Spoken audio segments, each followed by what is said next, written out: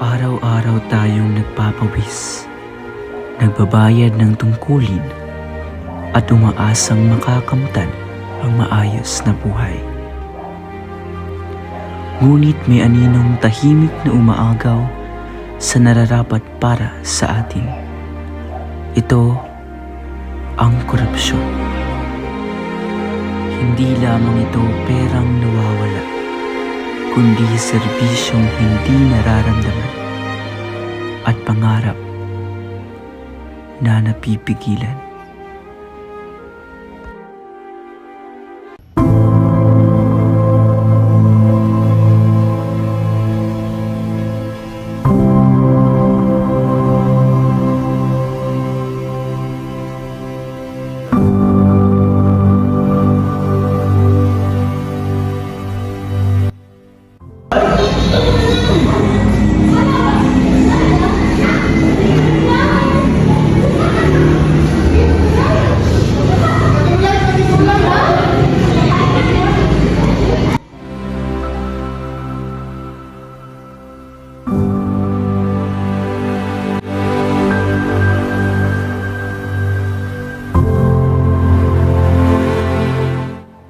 Ngunit, ano nga ba talaga ang halaga nito sa atin?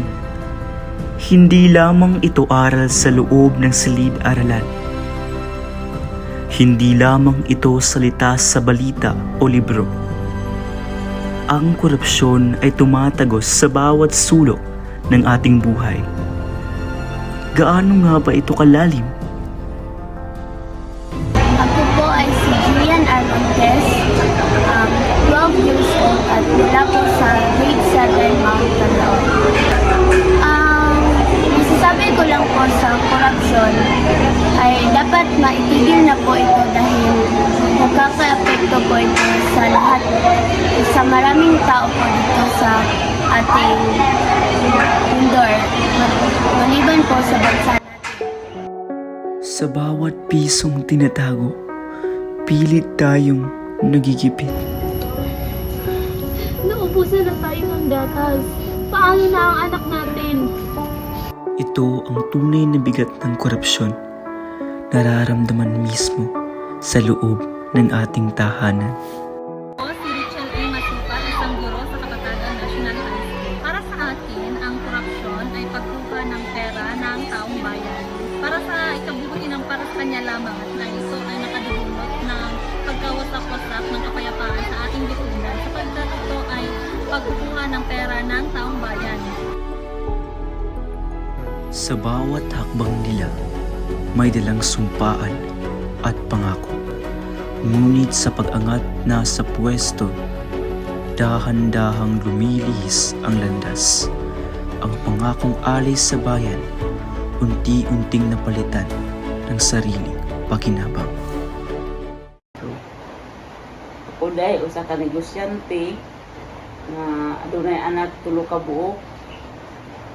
Ugay ako isa, estudyante.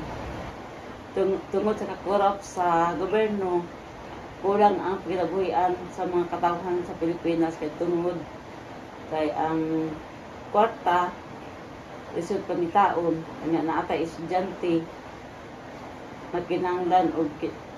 nakinanglan og kwarta sa kada adlaw. Mo na nga ako ikaingon sa atong gobyerno karon na unta aduna nila ipadayon ang ilang kakurap kay para dili mapiktuhan ang mga katawhan dili sa Pilipinas. Ang korupsyong sugat, tayo rin ang lunas. Huwag tumahimik sa harap ng mali at labis na sama. Bantayan, magtanong, at matibay na manindigan. Ang tunay ng pagbabago sa bawat isa lamang makakamtan. Ito ang ating bayan, ating liwanag at tahanan. Kung hindi tayo kikilos, wala tayong patutunguhan.